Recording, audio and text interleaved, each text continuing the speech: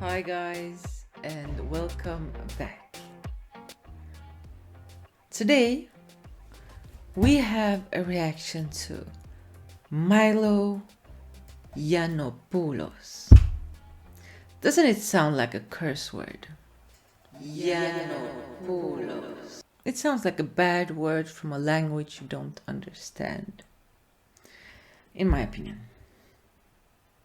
Last time we had a Jordan Peterson reaction on this channel, there was a comment that suggested, well, this is what he wrote. This is what David Hugh wrote. Great reaction video. Thank you. I love to see more of Jordan Peterson and Milo Yiannopoulos. So, I thought, we have to check it out. It's been 4 months. We have to know who Milo Yiannopoulos is. And this is gonna be a first time reaction. I haven't seen him, heard him. I don't know anything about him before this. This is where it begins. This is the moment. Okay, let's start this. Let's get going.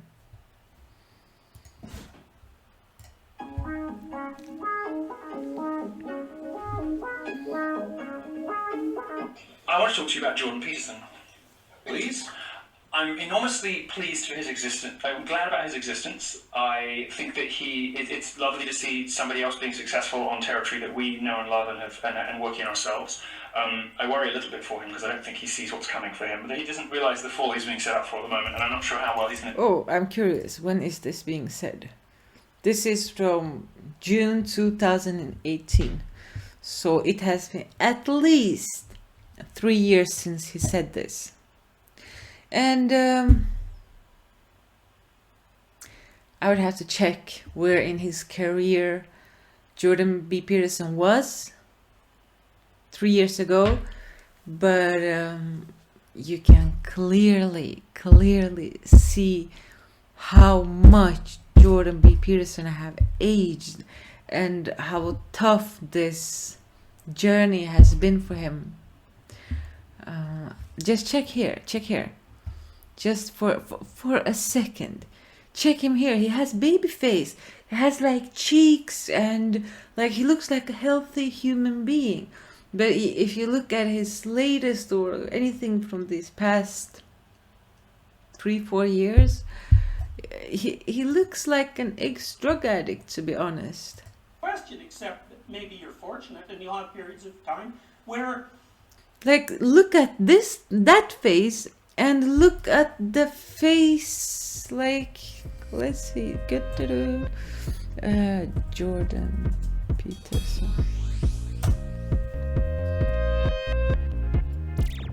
Okay, cancel.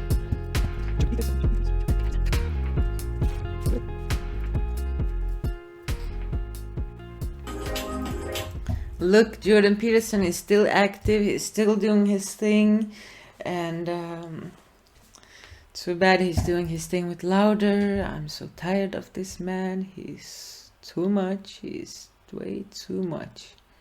He's just too much.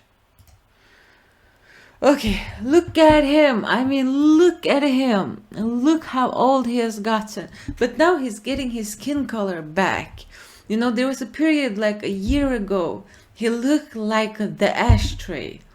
He had the color of an unwashed, dirty ashtray. And I say this with pain. Like, I say this with pain. I'm sorry that he had to go through all that. And it's insane. It's insane. But, okay. Deal looks. He seems like a nicer person than us. My problem with him is this. I don't understand half of what he says. I don't understand what he's saying. I'm a very smart, very expensively educated person. And I'm not like, I was never top of my class because I was too lazy and whatever, but it's fairly obvious that I'm like a smart person. And I read a lot. I read books about the French Revolution for fun. You know, like, I'm not an idiot. I just don't understand half of what he fucking says. And when you're talking about Plato or Aristotle or whatever, like, I get it, I understand. I'm like, yeah, I remember that from school. Yeah. You know, like, I get it. And even if I don't know what you're talking about prior to the fact, or if I never heard it before, I understand it.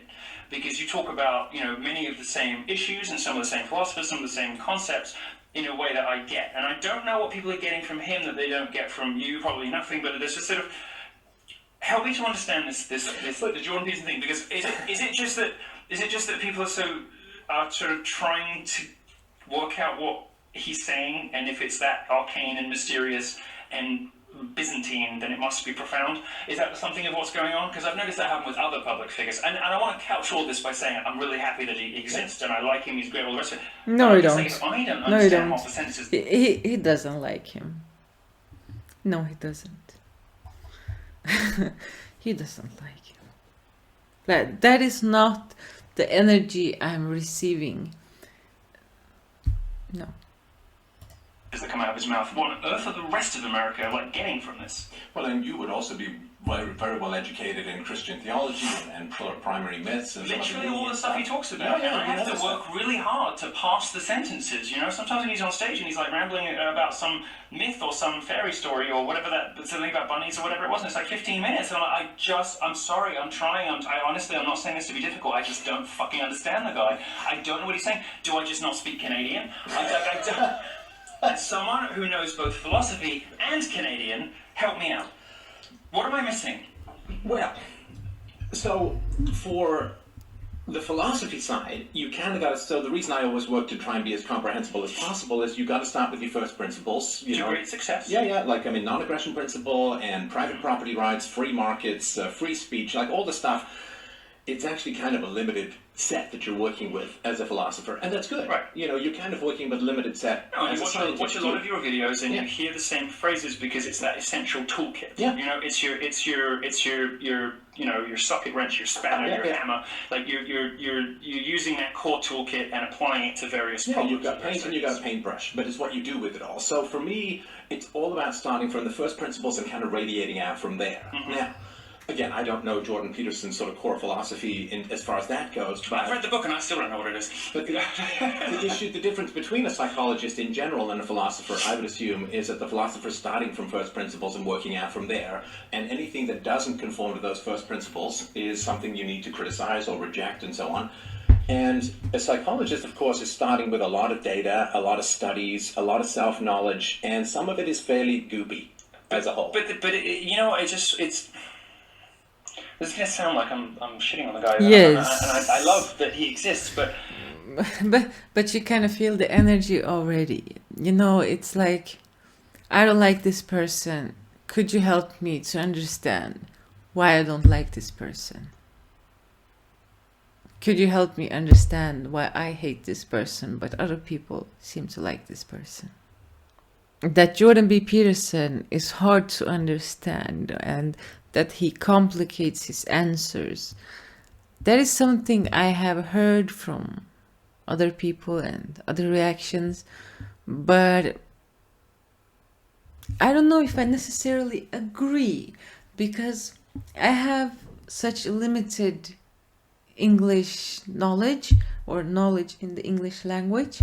There are a lot of words I don't know. There are a lot of combination of words that I don't know. And the grammar is just, whoo, I know. But still, I feel that I don't really have any problems listening to Jordan B. Peterson and understanding him. Mostly, I think when you don't understand someone, sometimes it might be because you don't want to. Like, how come millions of people who don't even have English as their first language support and listen and enjoy Jordan B. Peterson? It's because I think, this is a guess, I think it might be because our connection to our history, culture, and the way we have been raised. Yeah. Yeah. I think that's the reason. I think the reason some people don't understand is because they don't want to, because their inner compass is like pointing in a different direction.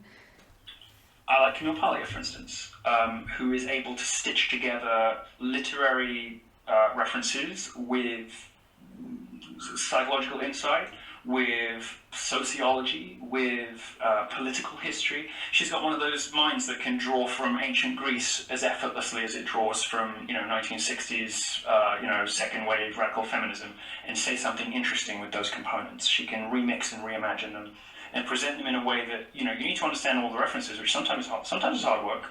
It seems like she and I have read a lot of the same stuff growing up, maybe, or whatever. So I get most of what she's on about. Yeah. And I come away with something. But there are long passages of Jordan Peterson that I just have this sneaking suspicion in the back of my head just don't mean anything. Yeah, he would be the guy to ask about this. But none of his interviewers ever do. They sort of take it for granted that he's some sort of genius, and I'm like, well, he's obviously very smart, and he's echoing many of the things that we all believe in and we all say. But I get this sense that everyone's terrified to criticize him because he has, he's the new hot thing and he's the new whatever. And I didn't like it when that was happening to me. I was sometimes my talks are shit. You should say so. But I really phoned that one in. I'm just telling you. Yeah. So I'm familiar with this because I've been through it myself. When it was happening to him,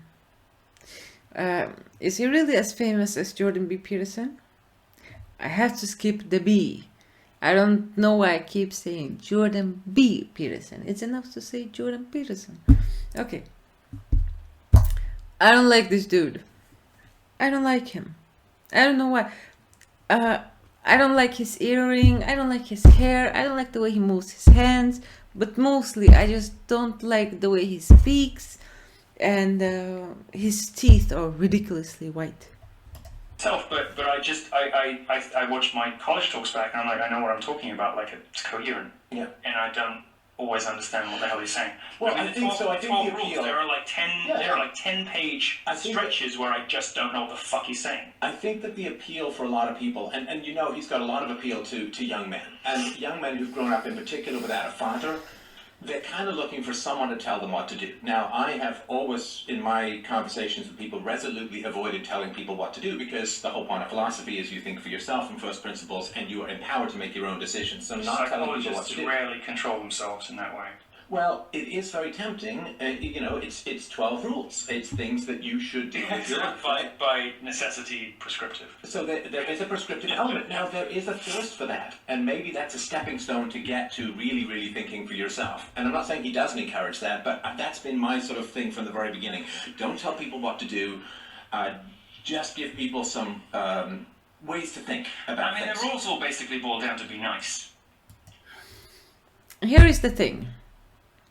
Here is something that might be hard to understand if you have never been stuck in a vicious circle, if you have never been depressed.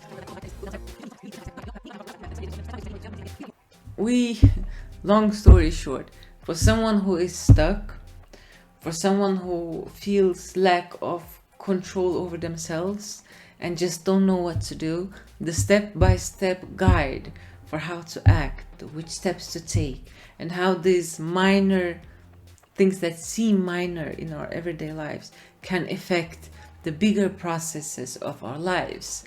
And I didn't like the way it was formulated here. Especially the boys who grew up without fathers need someone to tell them what to do.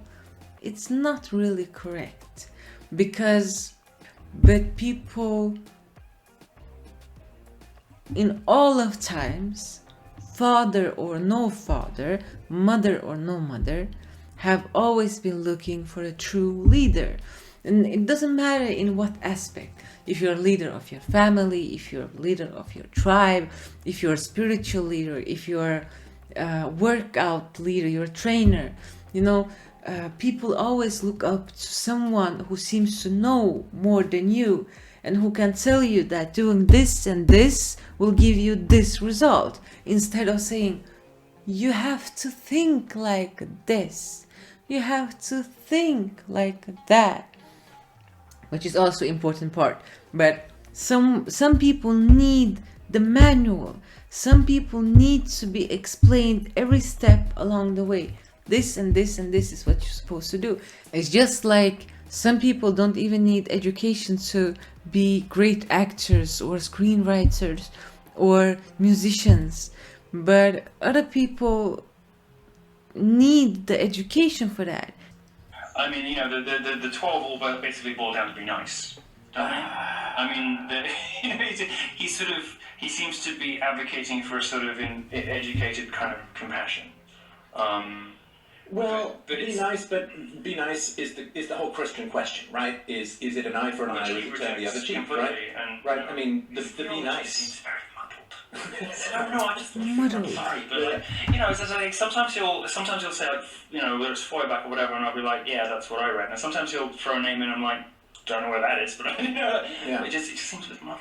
Yeah. It's like word salad or something, you know? This question of being It's nice. so self-contradictory, and like he'll say the opposite thing like 20 pages later, and I don't know whether that's like I don't know whether it's sort of like some kind of unconscious, like, you know, just sort of preternatural genius, you know, idiot savant kind of like stream of consciousness brilliance that maybe I'm just not on the right wavelength for.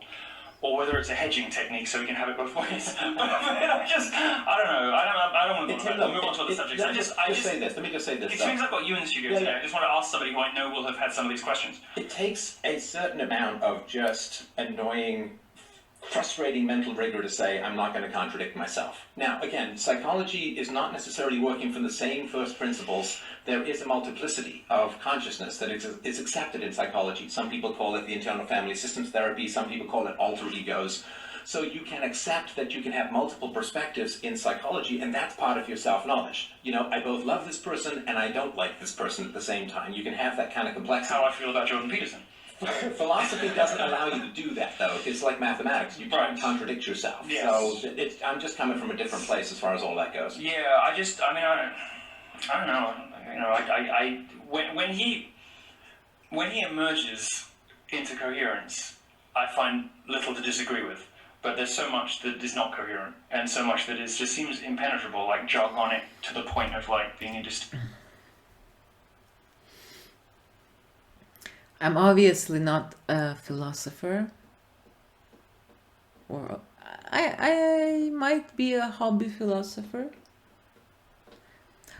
What I know, the title philosopher isn't a protected one. I think anyone can call themselves for philosophers. I think so. But to the point, I think I disagree. Philosophy is supposed to be... No, philosophy should be able to be contradictive, like everything else in the world. Well, check this out. I had to fact check myself. And yes, there is some truth to the fact that contradictions are supposed to be eliminated in the philosophical process, if you say so. But nevertheless, they exist, and they exist in various forms, and the contradictions are a part of the process, but the result is supposed to be lacking the contradictions. But let's try to stick with what is important. What is important is that Jordan Peterson, born 1962, is a Canadian professor of psychology, clinical psychologist, and YouTuber and author.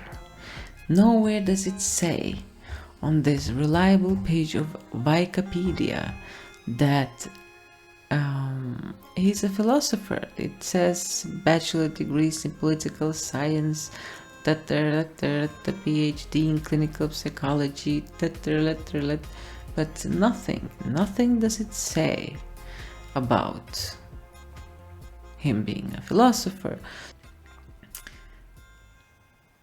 If you're looking for flaws, if you're looking for something to disagree with, something out of place, then I guess this is one way you could see it.